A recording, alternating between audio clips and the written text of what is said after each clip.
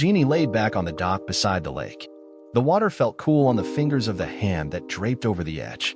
Clouds hovered overhead, slowly making their journey over the hills that rose steeply on either side of the lake. She was in another world, far from the rat race in the city, away from the constant demands of sniveling actors and prima donna musicians that came to perform on her stage. She was also far from Kyle. She didn't quite know what to think of that realization. She was sure she loved Kyle, but he was such a workaholic. He could never find time to get away, and his schedule was so rigid she just didn't feel like their time together was a priority. This little getaway with Steve was just what she needed. What could Kyle do to her anyway? Divorce her? Oh well. She looked over at Steve. He stood on the shore, with his back turned to her, curling dumbbells in the sun as he completed his morning workout. Muscles rippled up and down his back, his huge arms glistening with sweat. Steve had been a college football star, before injuring his knee.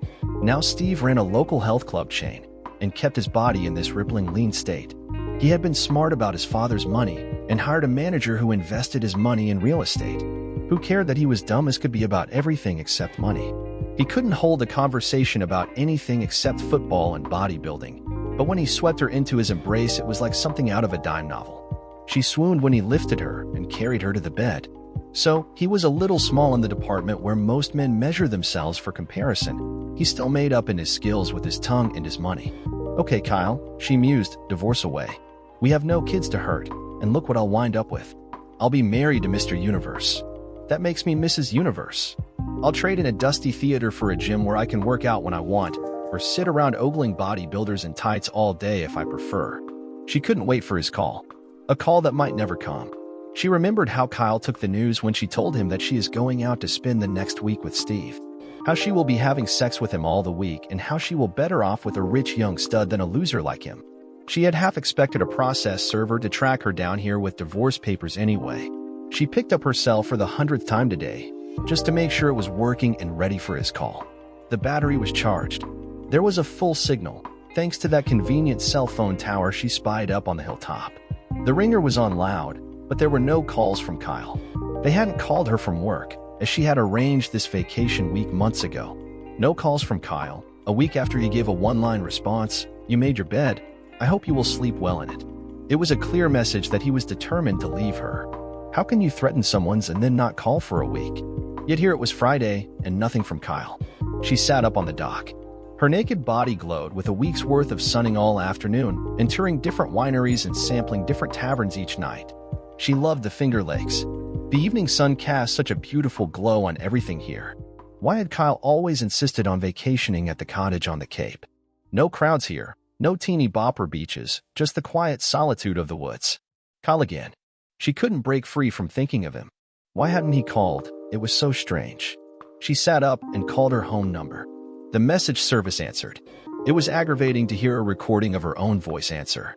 She left a message in Kyle's box that she'd be home early Sunday, and they could talk then. When she hung up, she sat pensively with the phone still in her hand. Maybe there would be no divorce. Maybe Kyle was scared and would roll over and beg her to come home, just too proud to call maybe.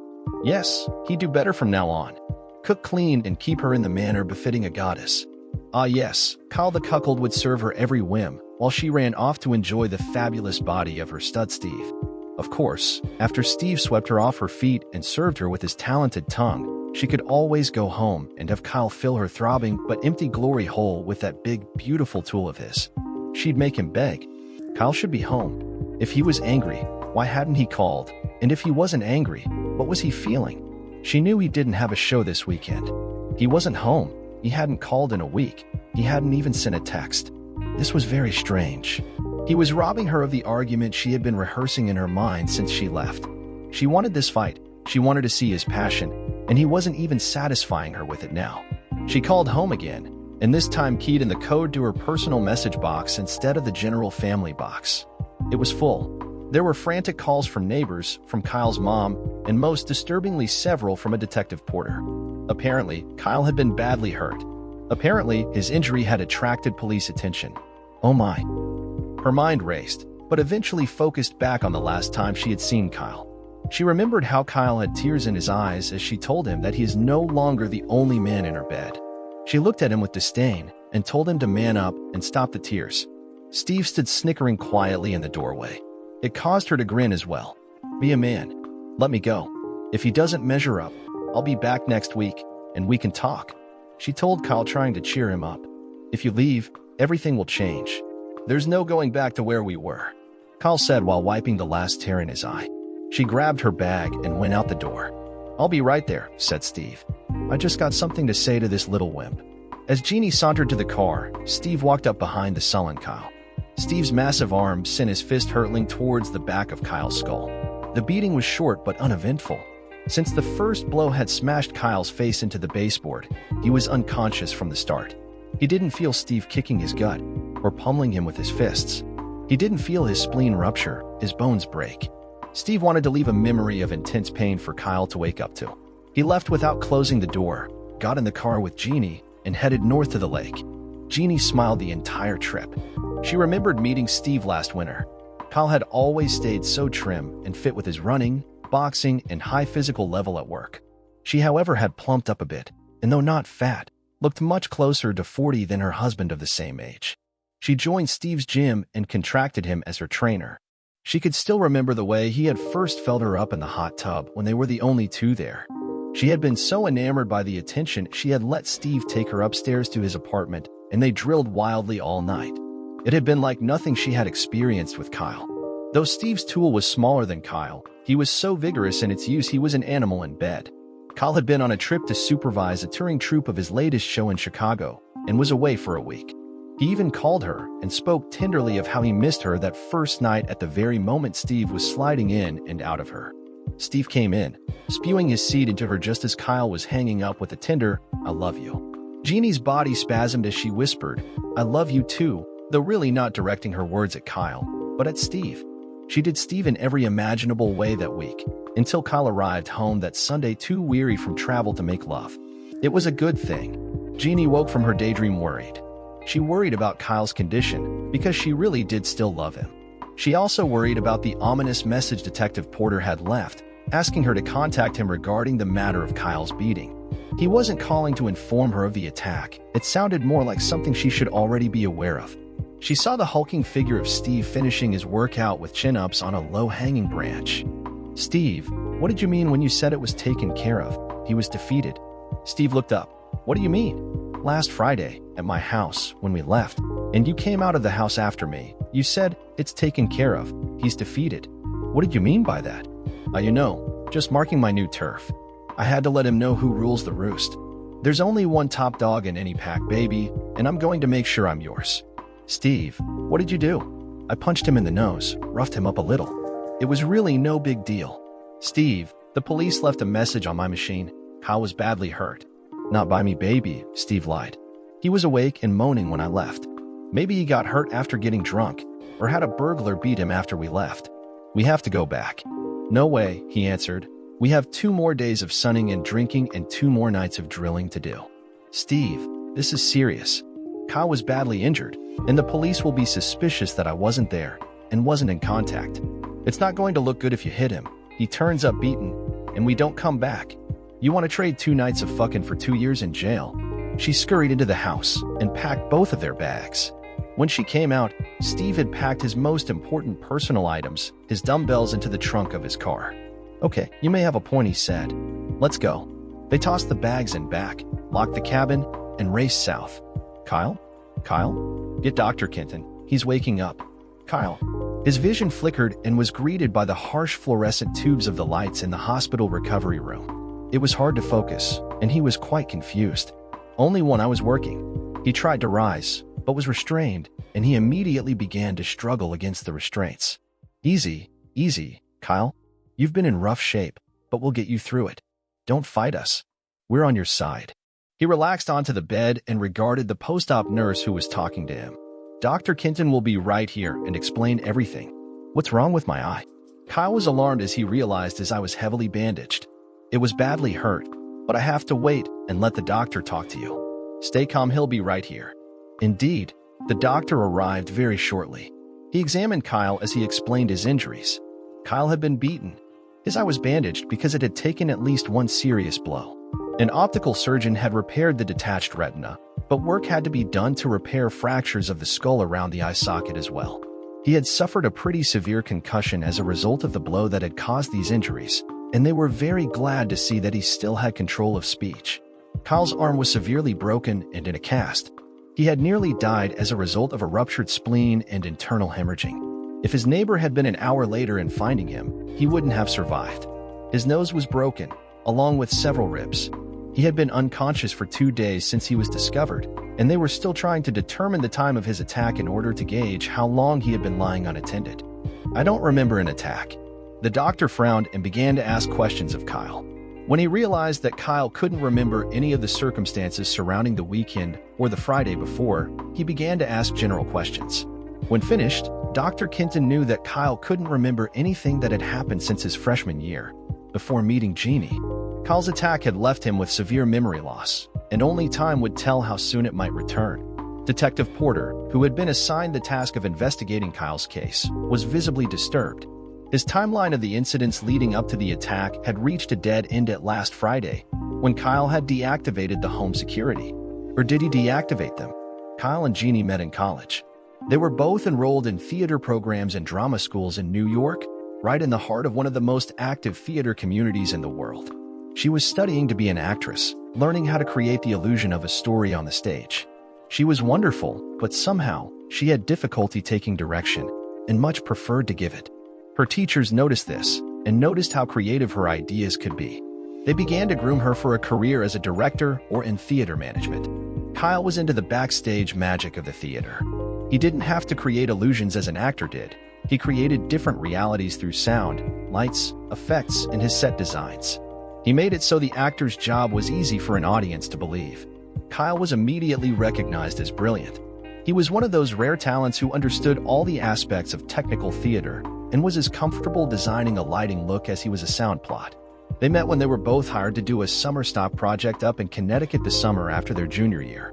Jeannie was brought there as stage manager for her mentor and professor, who had just been hired as the director for 2 of the company's 4 summer productions.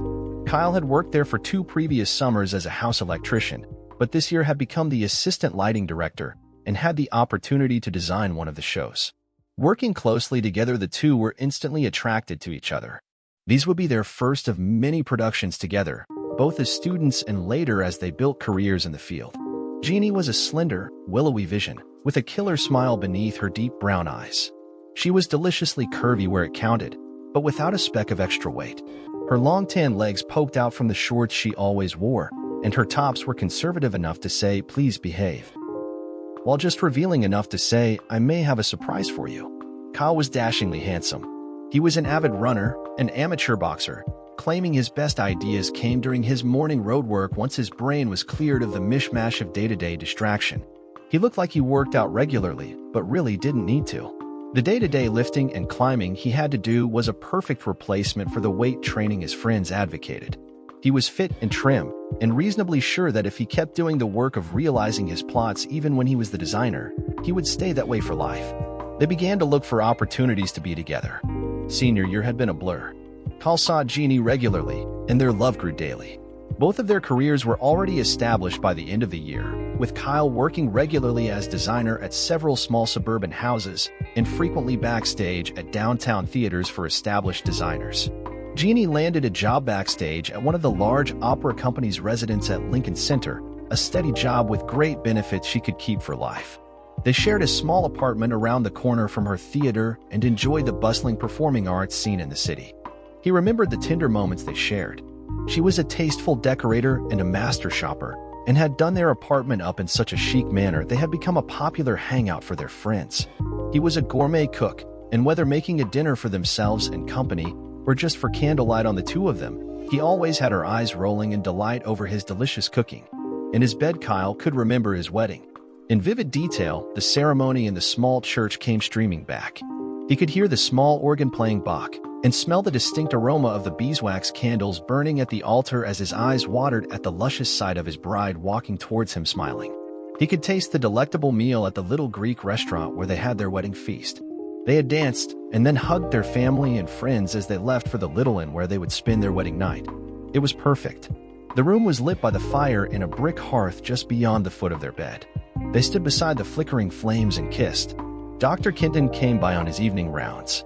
He was pleased to see Kyle remembering events up to his wedding, but there was still a 15-year gap. He agreed to give Kyle some information, as long as Kyle received it calmly. You were still married to Jeannie, according to the neighbor who found you and saved your life. You are still working as a freelance theater designer, and do quite well. You own a fine home very near this hospital. You and your wife have had no children, but otherwise are the stereotypical happy couple living the American dream. The doc went on to explain the seriousness of Kyle's injuries again, now that Kyle seemed more alert and lucid. They had all confidence that he would recover fully from everything. He went into medical explanations of each injury in detail, and Kyle heard nothing but blah blah blah. Kyle's bandages were removed from his eye Friday morning. His body clock was finally freeing itself from the effects of his trauma and the anesthesia for his surgeries. He was alert and flirting with his nurses. Repeated interviews with the police had yielded nothing yet, which frustrated Detective Porter. Kyle was pleased to have remembered his pleasant home life with Jeannie, his work on shows up until about a year ago. He also remembered some sort of big project with his studio. There was something that involved his recording rig, something about sound effects. It nagged at him, but he couldn't get a clear sense of what it meant. He also remembered an intense pain. Somehow, it felt related to the pains in his head, but he couldn't place how. He slept easily Friday night, knowing he'd be able to go home Saturday. As Kyle was falling asleep, Jeannie arrived home to a dark house.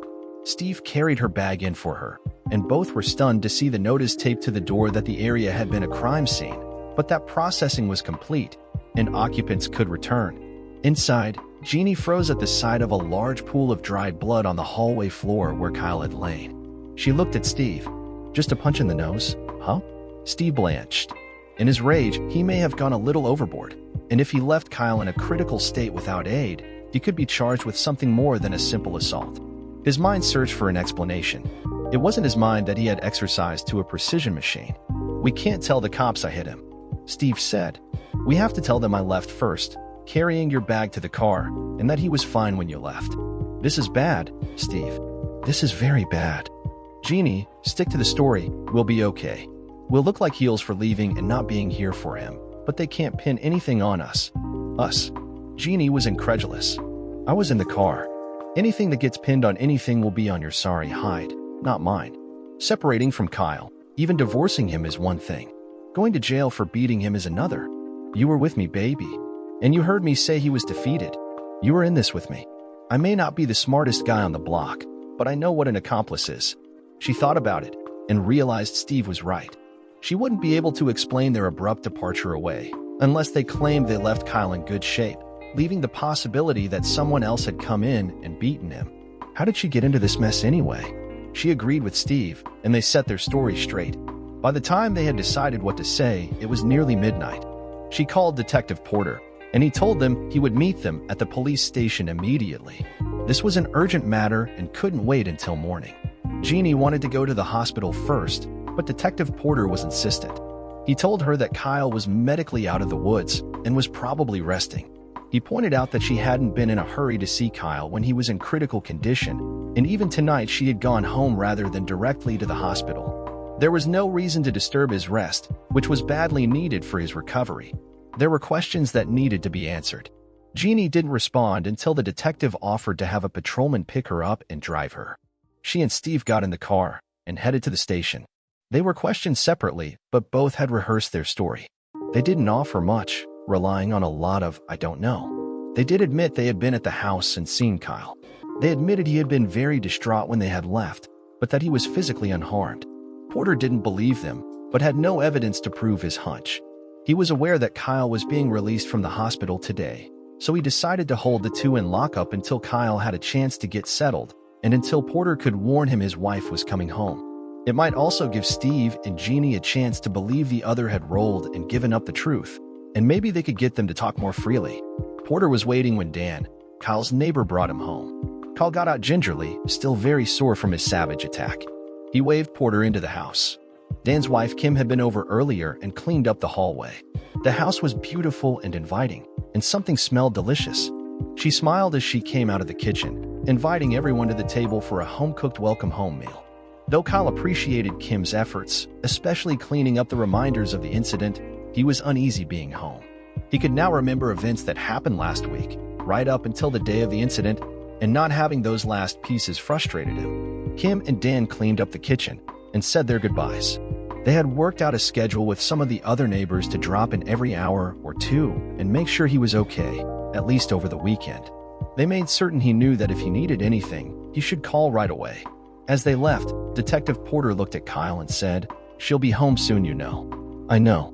She was here already." Kyle nodded at Jeannie's bag by the door. "I know. I held them today, just to make sure you were squared away and ready to meet her. He'll probably be with her." "I'm ready." Detective Porter noted the resolve in Kyle's voice and the determination in his eyes. "I want to show you something." Kyle led Porter into his studio. Porter was impressed with the array of sound gear, digital imaging equipment, and computer gear in the room. Kyle led him to a computer workstation connected to a large mixing board. "This is my main audio recording rig. I have all kinds of interesting files on here. Some of them I forgot until just a minute ago. For the last day or two, a memory has been nagging at me. There was something about a project I was working on, but couldn't remember. When Dan and Kim left, it reminded me of another couple leaving the house, the couple that left the house last Friday just before I was attacked. It is possible I was recording something when they came to call and neglected to turn the recorder off. It is possible there is an audio file on here that would explain things to you, in case something happens to me. It is possible that I recorded everything from the time Jeannie and Steve left here until the recording reached my preset limit, which was set to 12 hours. I should just take that into our lab. I wish you wouldn't. I'd be happy if you let me fight my own battles." Detective Porter regarded Kyle. He wasn't suspicious. He didn't have to be, because he knew Kyle's intent was to return the thrashing and humiliation Steve had generously lavished on him last week. "Kyle, I love to watch a good bare-knuckled fight. Unfortunately, I'd have to arrest both the participants and witnesses. I also love to see an underdog come back strong and take back what he lost. Steve is a big guy and works out hard at the gym. It won't matter." Kyle smiled. "Hey, what I don't know won't hurt me. Just give yourself time to heal a bit longer." Porter smiled. Kyle nodded. Detective Porter wished him the best and made sure Kyle had his phone number on his cell's speed dial. Steve brought Jeannie home from the county lockup that evening. Her hair was mussed and her clothing was disheveled. They both came into the house, but Steve waited by the door while she came alone into the living room. "Hi," she said meekly. Kyle just looked at her, expressionless. "I heard you were hurt, so I came home early." Inside, he was exploding. He wanted in the worst way to jump out of the chair and berate her for her feigned concern, for coming home a whole 2 days early from a trip she shouldn't have taken to have an affair he didn't understand and couldn't condone. But outwardly he showed nothing but cool. That's right. She was surprised at his lack of emotion. After his scene telling her to stay, she expected more. "Are you okay now? I'll heal. We have to talk." "No, we don't. We talked last week. Kyle, we can't just let this fester in our minds. You have to talk this through with me. I need to know what to expect. Expect to separate, then divorce. Expect to go away from me and never be welcomed back. Expect me to treat you with the respect any other human deserves, but without the love and care I felt for you a week ago." Well, part of this was as she had expected, but she hadn't expected him to be so cool and calm. So she would stay a couple of days and then move out once she had her affairs in order. She set her bag down and turned to sit. "I said you're leaving." She turned to look at him quizzically. "I meant now. Go. I don't think you understand what's going on here. I may have offended you, and I may have ended our marriage, but I have given up no rights to my home or belongings. I'll move into the guest room, but I'm staying here until I get my things together and move out." Before she could continue her tirade, Kyle clicked the remote in his hand. The whole house stereo he had installed sprang into action and played back a recording of last Friday's events. You could clearly hear her sarcastically belittling him as she told him she was going on a vacation with a real man and that he couldn't stop her. You could hear Steve laughing as she told Kyle she planned to fuck and suck Steve all week, or even longer until she was satisfied. You could hear Kyle trying to stop her one last time. Her heels clicked noisily on the floor as she left, with Steve saying, "Tough luck, little wimp." After the door slammed shut, you could hear it open again, with Jeannie calling, "Come on, Steve," in the distance. He called back to her, and then you can clearly hear him say to Kyle, "Just so there are no ideas about following us or trying to stop us." This was followed by the sickening sounds of Kyle being pummeled by Steve. You could hear Steve grunt as he kicked Kyle repeatedly in the ribs, and worse, you could hear him taunting Steve, telling him how he was going to beat the shit out of him today, and then fuck the shit out of Jeannie that night. On the way out, Steve left a parting blow. "Now your head is as broken as your wimp-assed heart. You just lay there in your blood and think for an hour or two. You'll realize she needs the big dog to make her happy. But she'll come back to you when she realizes the big dog can't stay with any one bitch for long. Kyle looked at a mortified Jeannie. Steve came around the doorframe scowling at Kyle. Why, you little conniving pansy? Kyle stopped him by waving one finger. Porter doesn't have the recording, but he'll get it if I want him to. There is a video that was shot by the camera right over your head. If the audio does not work, the video will surely land you in jail for attempted murder. I don't want him to put you in jail. I want a rematch. Jeannie was horrified. Steve grinned from ear to ear. I propose a wager. You both have to accept, and your terms are different, or there is no deal, and Porter gets a sound file in 10 minutes via email. 6 weeks month from today, once this cast is off my arm and my ribs have healed. You can't win. Steve shook his head as he spoke. No, I couldn't win after that cheap shot last week. This time we fight, fair and square. No sneaking up from behind to cold cock an unsuspecting victim. You coward. You're going to see me coming and not be able to stop me any more than I could stop you lying there unconscious last week. Are you sure you can win under those terms? Bare-fisted, man-to-man, no weapons. I'll rip you up. Bet your Jim. Steve looked at him again. He wasn't prepared to risk anything of that magnitude. He owned the gym, and the building it was in, lock, stock, and barrel. The building had several offices which were lucrative tenants and was an incredible cash cow. His apartment took up the top floor of the building and was a luxurious space with views overlooking Long Island Sound. But Steve didn't believe this guy could be no match for a fit lifter like himself. Sure, David beat Goliath, but David had a sling. Bet all your gyms. Steve paused to think of his expanding business. Not only did he have his flagship club, but had built 6 satellites around town, and they were flourishing to a point that he was considering selling franchises. What? Bet all that against your house and all this nifty electronic gear. Are you nuts? No, my house and gear are not on the table. You are betting against this recording and all copies. You are betting against jail time and losing all of your property later in civil court. You are betting your businesses, your real estate. Silence hung over the room as Steve realized he would be fighting for his own freedom. And your cars. Steve had several vintage and late model Corvettes, one from every decade back to the 50s. They were his pride and joy, and the entire town knew it. It made the stakes incredibly high, but Steve thought Kyle was nothing. Done. In the cabin at the lake. Fine, fine, you hold all the cards, don't you? I'll risk it all. But there's really no risk. I'll thrash you. Kyle looked at Jeannie. She had listened to him catalog stakes to Steve, and now braced herself to hear her risk. If I win, I want it all, and I want you gone. No contesting the divorce, no taking anything from this house or our cottage, and not a dime from our bank account or investments. You have to watch every minute of the fight. You also have to live with Steve until the fight, and if I win, he can still have you. You are useless to me.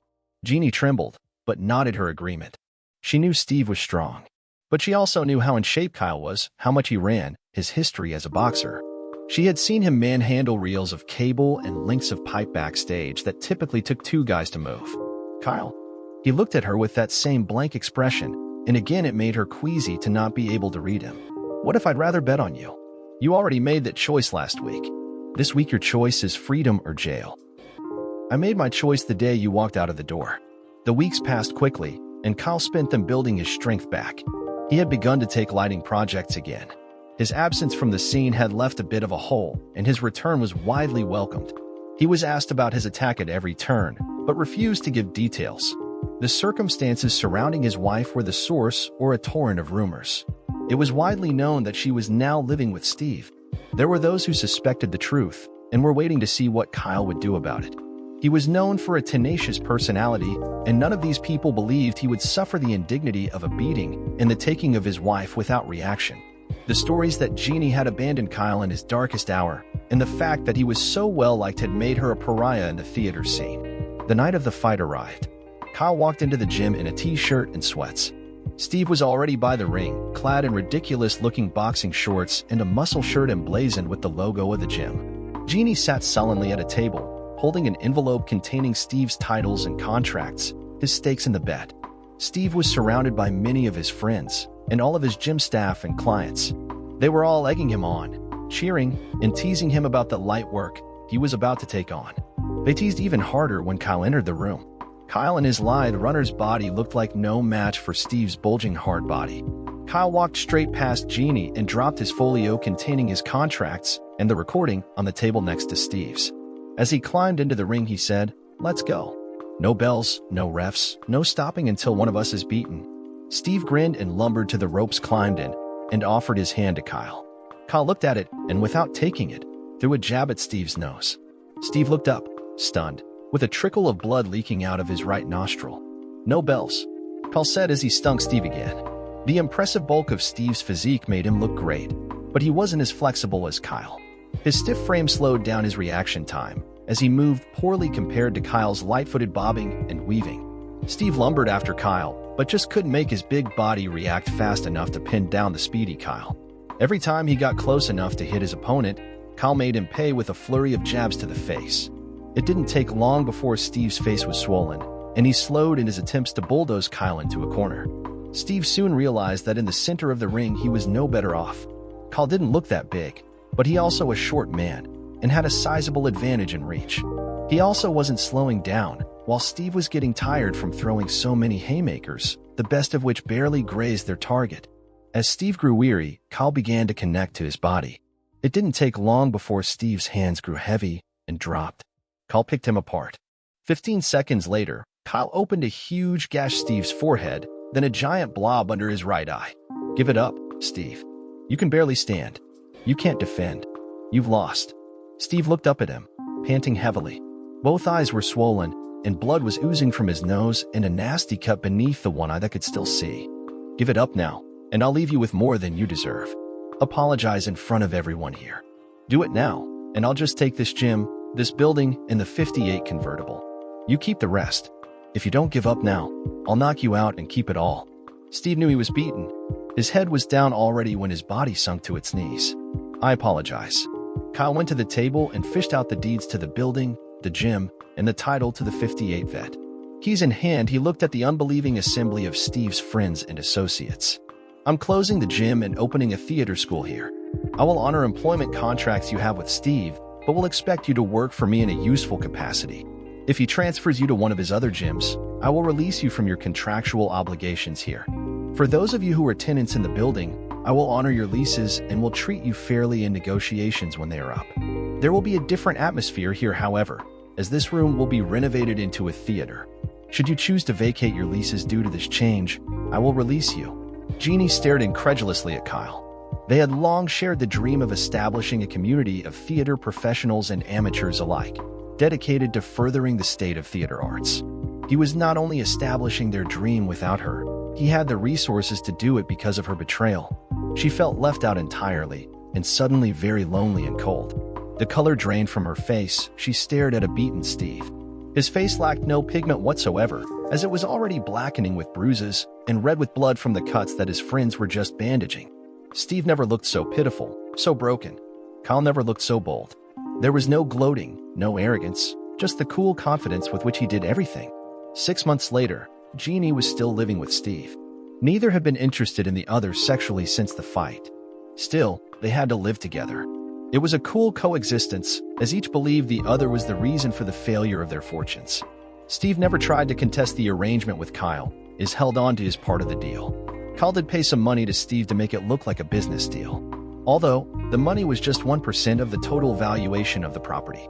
Jeannie had quickly and quietly moved from her home, which was now entirely Kyle's. The divorce was finalized long ago. Kyle didn't speak to her since the fight, and didn't return calls the few times she had tried to call. Steve had worked to continue to build his business, but growth had slowed as word of his failure in the ring spread. He was saving what he had by offering membership packages designed more for the elderly and moms who didn't work outside of the home. 2 of his satellite gyms had closed, the rest had lost much of their glamour. He had lost his penthouse apartment when he lost his building to Kyle, and had to move into a little condo near one of his remaining gyms that now served as his flagship. His swagger wasn't so bold now, and often was completely missing. Instead of the aura of confidence he exuded before the entire episode with Kyle, he appeared considerably less formidable. His mood was frequently sullen, and he worried continually about finances, as he no longer had the rents from his downtown building to support his other ventures. Kyle had successfully converted the main gym to a marvelous theater space. He had converted smaller areas into rehearsal spaces, shops, and dressing rooms. He carved out room for an intimate little cabaret theater, and on the first floor and opened a coffee house with a small stage. A summer season was already planned, and the town was buzzing with excitement about the possibilities Kyle was proposing for actors and audiences of all ages. As was his intention, Kyle had been so intently busy setting up shop, it almost seemed as if he had forgotten the entire attack which took place not even a year ago. He still remembered vividly, though. He remembered every night when he walked through his own front door. He remembered every night when he fell asleep in his lonely room. He remembered every time he entered a theater where he and Jeannie had collaborated on a project. As hard as he tried, he couldn't avoid the memories of sharing half a lifetime and still not knowing the woman he had considered the love of his life. He was working on a light plot at home in his studio one night when the doorbell rang. It was Jeannie's brother, Peter. Peter lived in Boston and rarely left that city. He had, in fact, only visited Jeannie twice during the entire time she and Kyle were together. His presence meant something was wrong. "Hi, Kyle. I'm sorry to disturb you, but I really need to talk to you about my sister. Would you mind if I came in?" Sensing urgency in Peter's words, Kyle stepped aside and ushered him to the living room. He offered a cup of coffee or a beer, but Peter declined. "I'd really like to get right to the reason I came to see you. I'm really sorry things worked out so badly between you two. I thought you were a great couple and want you to know our entire family was shocked by my sister's sudden change of heart. She is committed to keeping her part of the bargain. She knows she was foolish to give you up for a fling, but her life with Steve just isn't right. She chose Steve over me," Kyle muttered. "It just seemed appropriate that she get exactly what she wanted. She chose a fling. She was wrong and betrayed you miserably, and nobody blames you for how you responded. She was foolish, but living with Steve is torture, and now he has made it physical. He hit her and broke her nose last night." Kyle was not pleased to hear Jeannie was being abused. He wanted her to have to live with Steve's stupidity, with his early American jock decor, with the life of a full-time gym rat. He wanted her to be disgusted with Steve's sexist comments and expectations, with his selfish attitudes, with his inexhaustible vanity. However, Kyle agreed to help. Kyle and Peter drove to Steve. Kyle pulled up behind Peter's car. He walked right into Steve's house like he owned it. Steve didn't exactly like this move, but wasn't in much of a position to object. He had hit Jeannie, and now was here with her brother and the guy that had publicly whipped him. Either of them could send him to jail for abuse now, and Peter was using that angle like a slave driver. Steve was carrying Jeannie's things to the car. Peter had helped him pack, but Steve was doing the carrying. There wasn't much, as her part of the divorce agreement had left her just a couple of keepsakes and her clothing. Steve came back inside from the last trip. He began to speak. "Don't say a word." Kyle was seething. "You know what has to happen now, right?" Steve didn't want to hear it. "You broke her nose. You hit a little woman and messed up her face by breaking her nose. Stand up." Steve looked at him, but stood obediently. Kyle stood too. He stepped close to Steve, and before either Steve or Peter could predict what might happen, Kyle broke Steve's nose with a swift right. Kyle's sign of forgiving of Jeannie was taken as a signal by his neighbors, family, and the theater community. She was welcomed back into those circles in almost the same stature she had enjoyed all those months ago, even though no one forgot where she had been. Steve sold his businesses, and after a period of reflection, discovered he didn't like the jerk he'd been. He finally put the degree in PE he'd earned in college to use, taking a job at a local elementary school. He developed a soft spot for working with kids with physical handicaps and other special needs.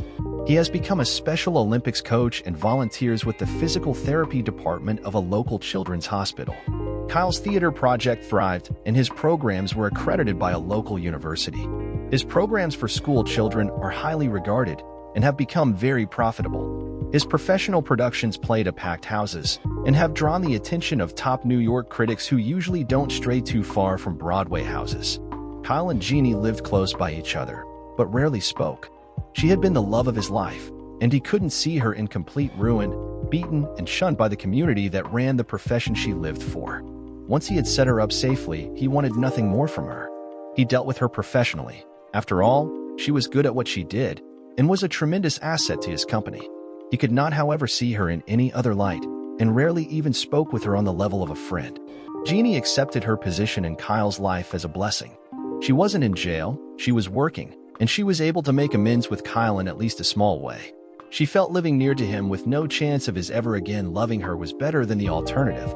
There was no way to really make anything up to him, but perhaps, if she stayed here until she saw him happily settled with a new love, and maybe a family, she could be at peace. It was inevitable.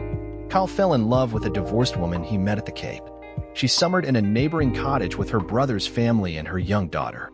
She moved in with Kyle that fall and they were married that October in a beautiful, but small ceremony in Kyle's backyard. Jeannie had declined the invitation to attend, but had watched the event from her bedroom window, the only one with a view. She cried bitter tears as she remembered the events that had brought her to this point, and now the last chapter was complete. Her tears landed on her last little suitcase. She had already loaded the rest in the rental car that sat outside of the garage. When the party moved into Kyle's house for dinner, Jeannie grabbed her bag and got in her car. She took one last look at Kyle's house before she drove off. She knew he would find the goodbye letter she had left on his desk once he returned from his honeymoon. She checked her carry-on one more time to make sure she had her ticket and passport and her signed contract for her new job as a stage manager in London. Kyle had his new life now. She shed one last tear and left to find hers. Dear listener, if you have reached this far, please click on the subscribe button. It will be a great help.